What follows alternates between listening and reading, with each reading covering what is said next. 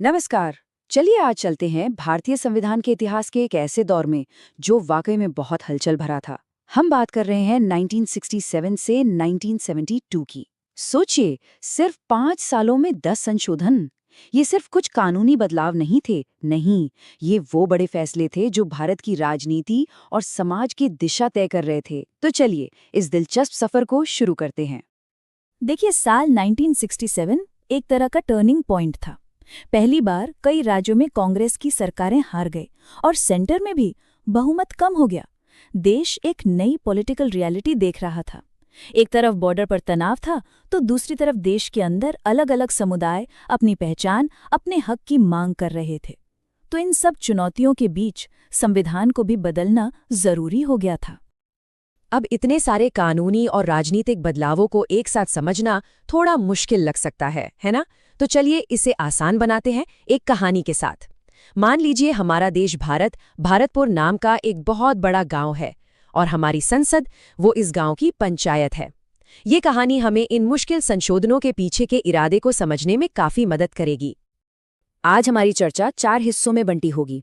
पहले हिस्से में हम पहचान और अधिकारों से जुड़े संशोधनों पर बात करेंगे। दूसरे में पंचायत और गांव की सबसे बड़ी अदालत के बीच जो खींचतान हुई उसे समझेंगे। तीसरे में देखेंगे कि गांव का कामकाज सुधारने के लिए क्या बदलाव हुए, और आखिर में इन सब का मतलब क्या था, इस पर गौर करेंगे। तो चलिए पहले भाग से शुरू करते हैं। यहाँ हम देखेंगे कि कैसे भारतपुर की पंचायत ने गांव के अलग अलग ग्रुप्स की आवाज सुनी और उनकी भाषा, उनकी संस्कृति और उनके प्रतिनिधित्व से जुड़ी मांगों को संविधान में जगह दी। तो भारतपुर गांव में, जैसा कि हम जानते हैं, कई भाषाएं बोलने वाले लोग रहते थे। सिंधी समुदाय ने पंचायत से कहा, हमारी भाषा भी बहुत पुरानी और समृद्ध है, इसे भी सम्मान मिलना चाहिए। पंचायत ने उनकी बात मानी।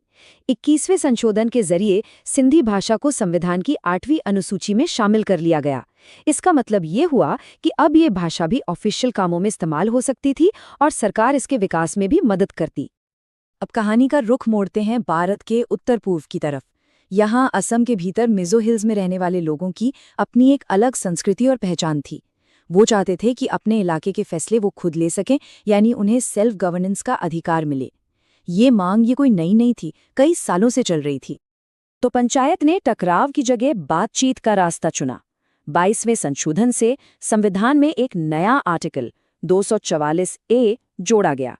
इसने असम के अंदर ही मिजो लोगों के लिए एक ऑटोनमस स्टेट, यानी एक स्वायत्त राज्य बना दिया, जिसकी अपनी विधानसभा और मंत्रिमंडल थी। ये उस समय की अलगाववादी मांगों का एक शांतिपूर्ण समाधान खोजने की एक बहुत बड़ी कोशिश थी। और हाँ, यही क्षेत्र आगे चलकर मिजोरम राज्य बना। पंचायत ने ये भी देखा कि गांव के सभी वर्गों को प्रतिनिधित्व मिलना कितना जरूरी है।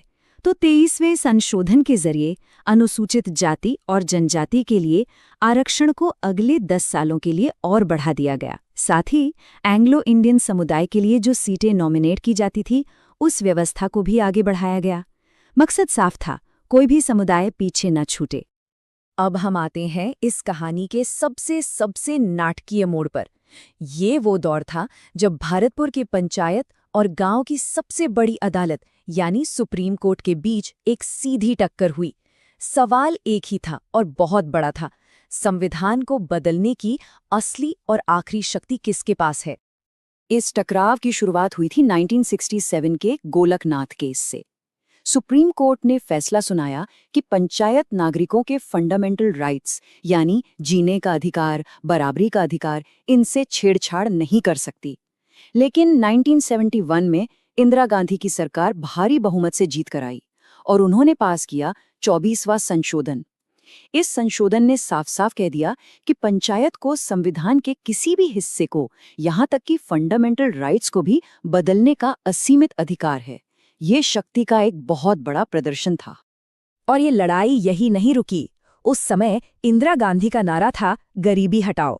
उनकी सरकार बैंकों के राष्ट्रीयकरण और जमींदारी खत्म करने जैसे समाजवादी कदम उठा रही थी। 25वें संशोधन ने कहा कि अगर पंचायत पूरे समाज के भले के लिए कोई कानून बनाती है तो उसे इस आधार पर चुनौती नहीं दी जा सकती कि वो किसी व्यक्ति के संपत्ति के अधिकार को कम कर रहा है। मतलब साफ था, समाज का हित व्यक्ति के हित से ऊपर है। आज़ादी के समय जो राजा महाराजा भारत में शामिल हुए थे, उन्हें सरकार की तरफ से हर साल एक बड़ी रकम दी जाती थी, जिसे कहते थे प्रिवी पर्स। कुछ राजाओं को तो आज के हिसाब से करोड़ों रुपए मिलते थे। पंचायत ने कहा कि एक लोकतांत्रिक गांव में कोई राजा नहीं हो सकता, सब बराबर हैं। 26वें संशोधन ने इन सभी शाही उपाधियों और प्रिवी पर्स को हमेशा के लिए खत्म कर दिया। ये समानता का एक बहुत बड़ा संदेश था। अब हम तीसरे भाग की ओर बढ़ते हैं। देखिए, इस दौर में सिर्फ बड़े राजनीतिक फैसले ही नहीं हुए, बल्कि गांव के कामकाज यानी एडमिनिस्ट्रेशन और जस्टिस सिस्टम को बेहतर बनाने के लिए भी कई अहम कदम उठाए गए। उत्तर पूर्व में शांति और विकास के लिए एक स्टेबल एडमिनिस्ट्रेशन जरूरी था। इसी को ध्यान में रखते हुए 27वें संशोधन के जरिए मणिपुर और त्रिपुरा को यूनियन टेरिटरी यानी केंद्र शासित प्रदेश का दर्जा दिया गया। इसके पीछे का मकसद था कि इन सेंसिटिव बॉर्डर इलाकों को फुल स्टेट बनने से पहले प्रशासनिक और राजनीतिक तौर पर मजबूत किया जाए। पहले भारतपुर के कुछ सबसे बड़े अफसर जैसे IAS और IPS अधिकारियों को नौकरी से जुड़ी कुछ खास सुरक्षाएं मिली हुई थीं।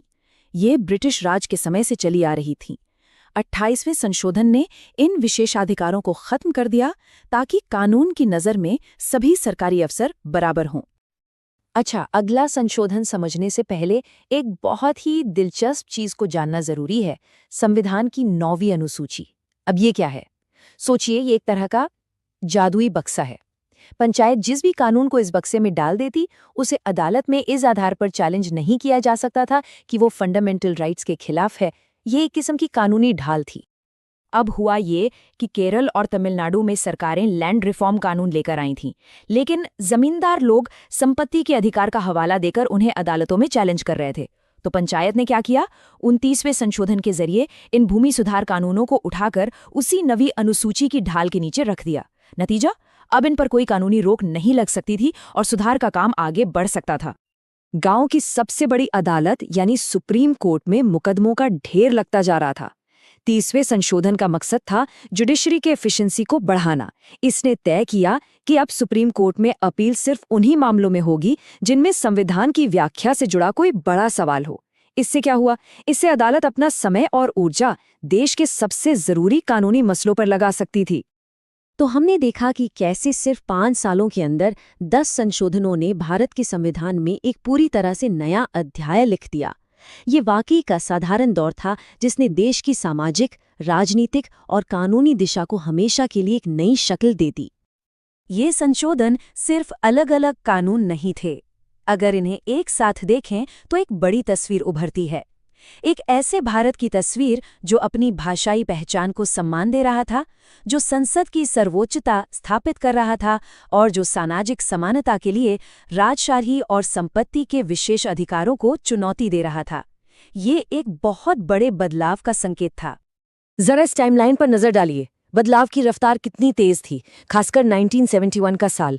एक ही साल में 3 बड़े संशोधन हुए जो सीधे तौर पर एक दूसरे से जुड़े थे और प्रधानमंत्री इंदिरा गांधी की शक्ति को मजबूत करते थे।